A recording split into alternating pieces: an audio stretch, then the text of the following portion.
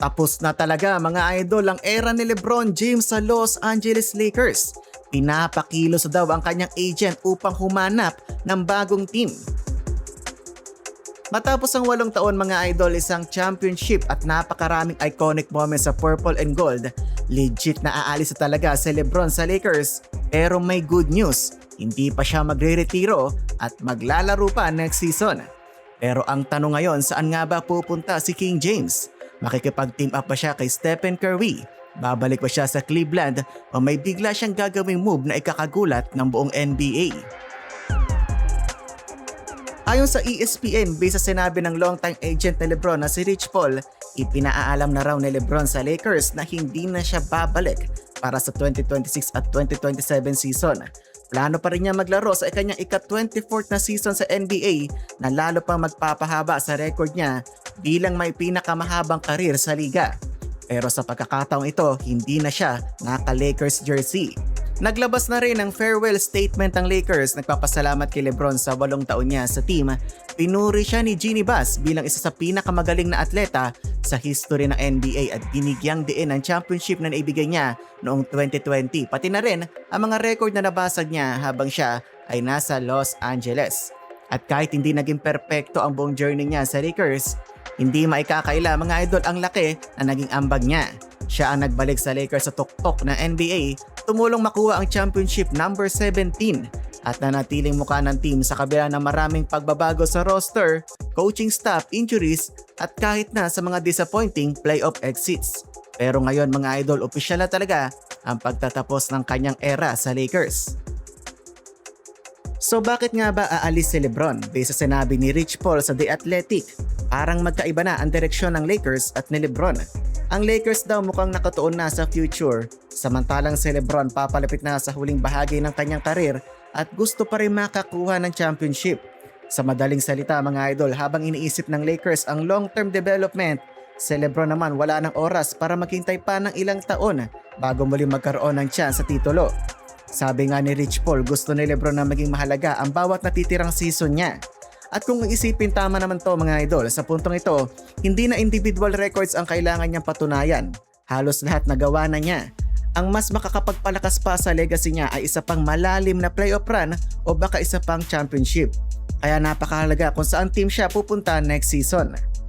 So ano nga ba ang mga possible landing spots ng isang King James?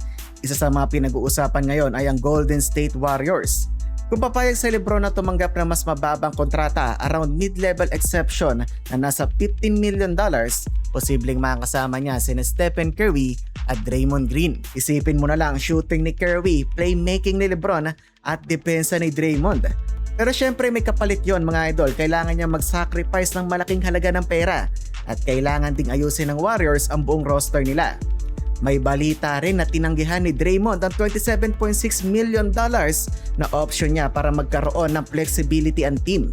Pero hindi ibig sabihin na sure na pupunta si LeBron doon. Isa lang itong posibilidad na dapat nating bantayan. Isa pang option ay ang Cleveland. Kung babalik siya sa Cavaliers, sigurado magiging isa to sa pinaka-emotional na storyline sa NBA history.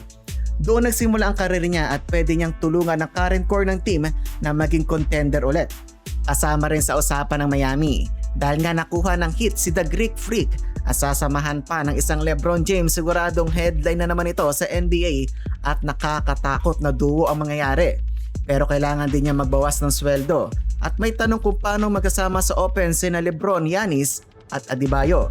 Pero kung si Pat Riley lang ang pag-uusapan, hindi siya natatakot gumawa ng malalaking moves. At syempre nandyan din ang Minnesota Timberwolves mga idol. Ayon kay Sam Amick, may seryosong interes ang Minnesota kay LeBron.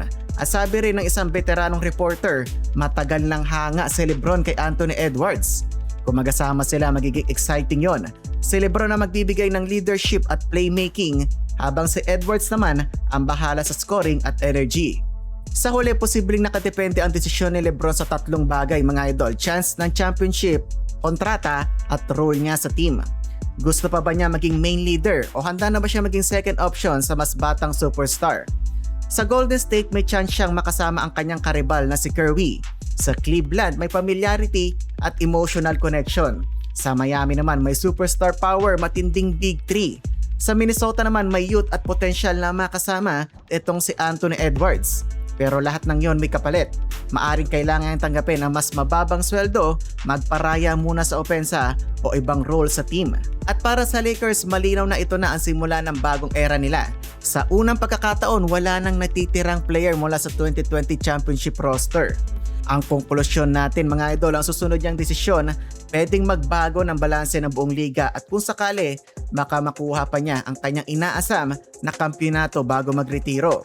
Kayo mga idol, saan niyo ba gustong mapunta itong si LeBron James? Sa Golden State ba kasama si Curry? Sa Cleveland para sa comeback story niya? Sa Miami para sa super team? O sa Minnesota kasama si Ant-Man? I-comment down below nyo lang at huwag kalimutang i-follow ang ating channel para sa mas marami pang NBA updates.